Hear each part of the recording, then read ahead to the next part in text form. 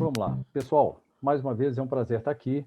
E dentro desse contexto que o Cachito me convidou, eu separei um tema que eu achei que é uma contribuição que eu posso dar para vocês e que eu chamei de o Covid, o desemprego e eu. Por que eu escolhi esse tema? O tema central que a gente está trabalhando é de que forma que eu posso contribuir para o desemprego pós-Covid.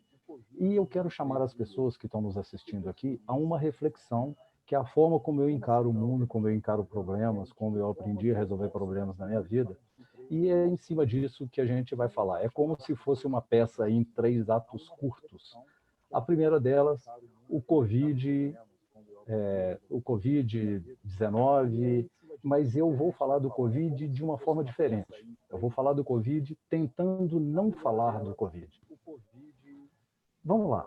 Uma coisa é fato, nós vivemos num mundo de grandes transformações. Mas essas transformações, nada disso é novidade a partir do momento, principalmente, que a gente vive, ou que a gente tem consciência de que a gente vive o chamado mundo VUCA. O que é o mundo VUCA? Esse acrônimo em inglês, ele significa um mundo volátil, um mundo instável, um mundo complexo, um mundo ambíguo. Esse termo foi desenvolvido pelo exército americano na década de 70, desenvolvendo as suas estratégias e os seus planejamentos para lidar com os diversos inimigos, né? E não necessariamente inimigo da forma como o exército americano planejou e criou esse termo. Nós temos inimigos na nossa vida, ou nós temos desafios na nossa vida, seja ela profissional, pessoal e principalmente do ponto de vista organizacional, é que esse termo ele foi adaptado. Afinal de contas, nos últimos 25, 30 anos, principalmente depois do advento da internet, nós vivemos uma volatilidade muito grande. Uma coisa que é hoje, uma realidade que é hoje, amanhã talvez ela não seja mais daquela forma, de tão instável que as coisas são, de tão complexas que as coisas são. Lembram lá do efeito borboleta, que anos atrás, uma teoria que alguém disse, alguma coisa relativamente, eu vou tentar tornar aqui da forma mais simples possível, que o bater de asas de uma borboleta no Pacífico Sul poderia provocar um tsunami em Nova York, de forma, uma vez que as coisas estão muito interligadas e muito interconectadas. E, por outro lado, é um mundo também ambíguo, porque ele é diferente, ele é incerto. A gente nunca sabe as situações, como que elas vão se portar, como que elas vão se desenvolver. Por exemplo, uma coisa que o Covid nos trouxe é a desaceleração. Mas antes disso, já que eu quero fazer aí um paralelo com o Covid, quem diria que entre dezembro de 2019, em apenas 3 meses, até março de 2020, o mundo se descobrisse tão vulnerável, principalmente do ponto de vista de saúde pública, quando esse vírus nos expôs. Tantos riscos, tantos cuidados, tantas necessidades aí de mudanças, de transformações que o Covid nos expôs. Fato é que nós precisamos desacelerar e, de uma forma ainda que compulsória, nós estamos desacelerando a nossa forma de viver hoje, a forma como a gente está conduzindo a nossa vida. E aí, eu quero convidar a todos os presentes a viver uma sensação, ou a viver uma situação um pouco diferente aqui. Existem basicamente 3 formas de aprendizado. Visual, vocês estão me vendo. O auditivo, vocês estão me ouvindo. Mas também o sinestésico, que é o sensorial. E eu quero convidar você aqui a viver rapidamente uma experiência sensorial. Mas eu preciso contar com a sua colaboração, claro, para que a gente tenha êxito aqui naquilo que eu quero fazer, naquele exemplo que eu quero dar. Já que a gente está falando de desaceleração, eu quero convidar você a ficar com as mãos livres de todo e qualquer objeto que você tiver, a você se sentar confortavelmente onde você estiver sentado, a você respirar de uma forma tranquila, descruzar mãos e braços, de você relaxar o seu corpo, relaxar os seus ombros. E quero convidar você a sentir a sua respiração. Quero convidar você a sentir a sua respiração. Eu quero convidar você a sentir o ar entrando pelo seu pulmão, oxigenando o seu sangue circulando, oxigenando o seu cérebro. Eu quero convidar você a inspirar, a expirar. Inspire, expire. Inspire, expire. Eu quero convidar você a inspirar, a expirar. E eu vou contar até 3. Inspire, expire. Eu quero te convidar também para fechar os olhos. Inspire, inspirar, expirar. E quando eu contar 3, tal qual nos livros e filmes infantis ou filmes de ficção científica, você vai enxergar um portal na sua frente. Um portal de luz que vai ter a cor da luz, aquela cor que você mais gostar. Vermelho, branco, amarelo, dourado, preto, não importa. Eu te convido a inspirar. 1. Aquela cor que você mais gostar. Vermelho, branco, amarelo. Eu te convido a inspirar. 2. Eu te convido a inspirar. 3. Atravesse esse portal. E ao atravessar o portal, você voltou 100 mil anos na história. Você é um homem das cavernas, você é um macho alfa que saiu para caçar, você tem uma machadinha na mão, um cesto de cipó nas costas, e você saiu para coletar alguma caça ou algum elemento. É em torno de meio-dia, você já andou uns 10 quilômetros, você está cansado, suado, sol quente. Os seus sentimentos, né, os seus sentidos à flor da pele, principalmente porque da mesma forma como você é caçador, você também é caça. Você escuta barulho de um riacho e você quer refrescar naquela água, principalmente porque você precisa poupar energia para você voltar para sua tribo, voltar para sua caverna. E na hora que você para beber água, por um instante, você se depara com um arbusto que você identifica que as folhas dele são comestíveis. E você se lembra que as raízes dele também são comestíveis.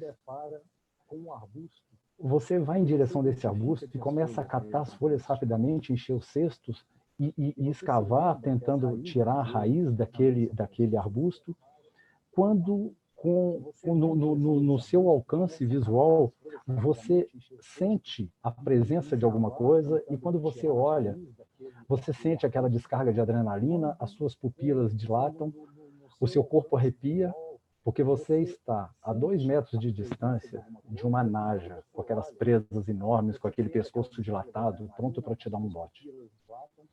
Como uma reação imediata, você dá um salto na direção contrária, larga para trás o alimento, a machadinha, o cesto, e você foge. O seu coração está a 1000 batimentos por segundo e você só quer fugir daquela caça. Você não quer ser presa. Uma vez seguro ou se sentindo seguro, você diminui o ritmo, a adrenalina baixa, o batimento cardíaco baixa, mas a frustração aumenta, porque você sabe que você vai voltar para casa sem aquilo que você foi buscar. E principalmente porque você é um macho alfa. Você tem um dia inteiro de caminhada para frente, e quando você chega em casa, quando você chega na sua caverna, você vê, você percebe que outro macho alfa fez a parte dele no que diz respeito a buscar uma caça. Essa caça está sendo assada, você vive numa comunidade de umas 40, 50 pessoas, você se senta para descansar, comer, principalmente descansar, porque no dia seguinte você vai sair novamente para poder buscar a sua caça, para coletar alimentos, para alimentar a sua tribo, a sua família, aquelas pessoas que vivem com você. Eu quero te convidar, no 3, que eu vou contar 1, respira, eu vou contar 2, respira, e eu vou contar 3, para que você volte para a sua sala, para o ambiente onde você está nesse momento, abra os seus olhos. Foi muito rápido. O tempo aqui é curto para a gente fazer, talvez, da forma para viver a melhor sensação que eu gostaria. Mas o que eu quero dizer é o seguinte, por que eu quis provocar isso em vocês? A nossa biologia levou 100 mil anos para chegar no ponto que a gente está hoje. Mas do ponto de vista de ação nossa, do ponto de vista de comportamento, aquilo que a gente faz no dia a dia, as empresas que aí estão existem há 200, 250 anos, pouco mais, desde a Revolução Industrial. Nós vivemos uma situação para a qual a nossa biologia não está pronta. É como se nós quiséssemos instalar a última versão do Windows 356, 365, não me recordo direito, num hardware, num computador 286. Ou seja, o nosso dia a dia exige de nós muito mais do que nós somos. E, na minha visão, nós precisamos nos adaptar a respeito de tudo que acontece.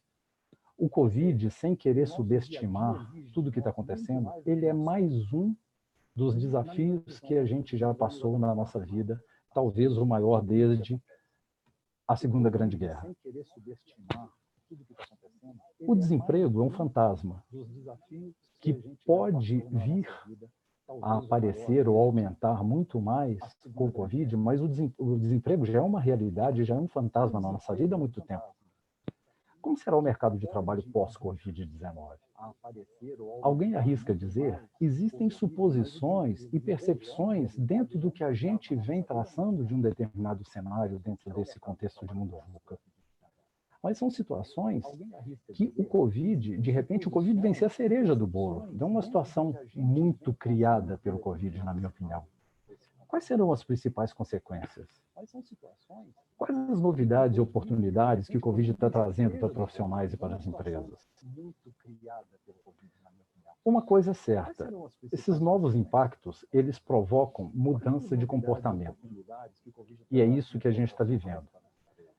Muito se fala em trabalhar em home office, mas nós estamos, de fato, trabalhando em home office ou nós estamos trabalhando em casa? Trabalhar em home office é um conceito muito diferente, por isso que eu coloquei interrogação ali.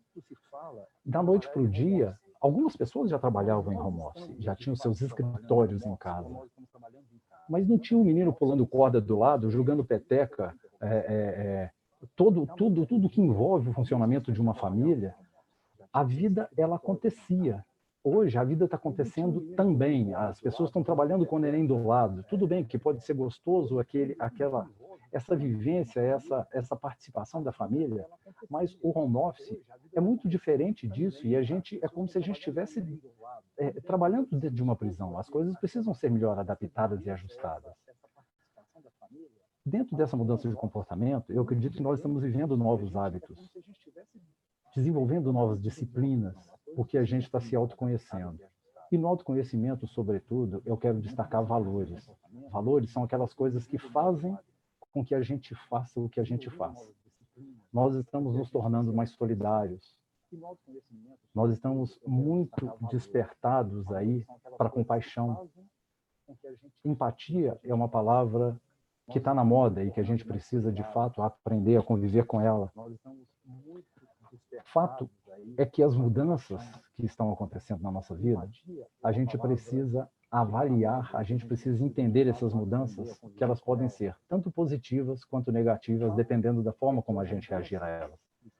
Eu trouxe aqui a frase de uma pessoa, CEO da Lelo, essa frase eu peguei ela no LinkedIn, numa postagem, que ele fala o seguinte: na Revolução Industrial, as empresas compravam o nosso suor, compravam o nosso braço, o nosso esforço. Hoje em dia, as empresas buscam os nossos corações. E aí, dentro daquele famoso acrônimo, o CHAR, que é conhecimento, habilidade e atitude, hoje fala-se muito em acrescentar outras duas palavras, outras duas letras, que são os valores e a emoção. Ou seja, os profissionais são muito valorizados pelos valores que eles têm. Como eu falei agora mesmo, aquilo que faz com que a gente faça o que a gente faz. Aquela característica que me move no sentido de alguma ação positiva. E a emoção é porque a grande diferença nossa com relação às máquinas nisso tudo são as emoções. E que a gente precisa, ou a gente deve, espera-se que a gente seja cada vez mais humano. Por isso as empresas hoje querem os nossos corações. Existe uma tendência muito grande para a mudança de critérios. Se antigamente um diploma era importante, hoje soft skills são importantes. Por exemplo, eu listei aqui 5 que são proatividade, é a gente realmente estar à frente e se predispor a resolver os problemas, a gente ser flexível e ser ensinável, a gente está disposto a aprender novas coisas, a autogestão, porque nós não precisamos de um chefe ao nosso lado para que a gente produza o que tem que ser feito, a gente precisa resolver problemas, as empresas querem que a gente resolva problemas. E um último termo que eu trouxe, é um termo complicado até de falar, accountability, que é um termo em inglês, não tem significado para o português, da mesma forma que saudade não tem tradução para o inglês, mas que eu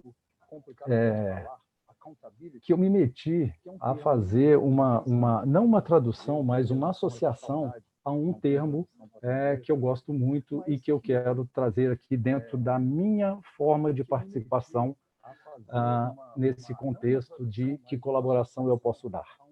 Eu quero fazer uma relação de accountability com autorresponsabilidade. Ou seja, apesar de Covid, apesar de mundo VUCA, apesar de tudo isso que está acontecendo, qual é a minha responsabilidade? O que eu posso fazer? O que eu posso fazer apesar de tanto movimento, apesar de tanta transformação? Responsabilidade, se nós analisarmos do ponto de vista etimológico, responsabilidade significa habilidade de resposta. Qual a minha habilidade de resposta para tudo isso que está acontecendo? Ser autorresponsável significa assumir as consequências e não culpabilizar alguém. A culpa é do Lula, do Bolsonaro, da Dilma, não importa de quem é a culpa. O que eu posso fazer apesar disso? Mais do que pensar, a gente precisa agir. A gente precisa continuar pensando, mas a gente precisa agir. Eu até fiz uma postagem hoje no LinkedIn a respeito disso. As pessoas às vezes pensam numa coisa, tomam uma decisão, mas não agem. E é a ação que vai levar a gente a algum resultado, positivo ou negativo. Ter ambição, que é muito diferente de ser ganancioso. Sonhar grande, por exemplo, atirar na Lua, de repente a gente acerta as estrelas. Viver em estado de alerta, previsão e antecipação são 2 palavras que precisam fazer parte do nosso radar, do nosso dia a dia. Ter coragem para a ação. Quais são as forças que nos levam a agir dentro daquilo que a gente busca? E que riscos a gente tem? Ou quais são aqueles nossos pontos que precisam melhoria para que a gente atinja o resultado que a gente quer? Ter um interesse genuíno em gerar resultados coletivos. Mais do que ter vontade, a gente precisa ter interesse de fato e a gente precisa agir. E a gente precisa ser íntegro. Autorresponsabilidade é agir apesar de. Imagine esse círculo vermelho esse círculo amarelo, como sendo a sua vida. Coloca dentro desse círculo tudo que toma 1 minuto, 1 segundo que seja do seu dia de preocupação. Eu coloquei alguns temas aqui: família, segurança, desemprego, falta de dinheiro, guerra na Síria, Venezuela, dólar, alta do dólar, saúde, política. Eu chamei esse círculo de preocupação. Eu listei alguns termos, mas fique à vontade para você pensar em outros. Eu quero te convidar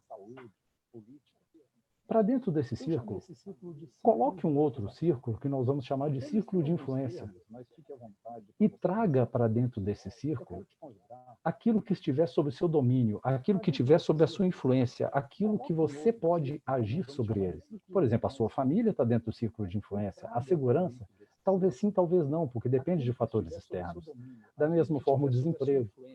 Da mesma forma, a guerra na Síria. A guerra na Síria traz impactos diretos para o Brasil, por exemplo, que de repente pode trazer algum impacto direto para você. Mas isso está dentro da sua influência ou somente dentro da sua preocupação? Da mesma forma, a crise na Venezuela, o dólar, a sua saúde diz respeito a você, mas a saúde pública diz respeito, de repente, ao governo.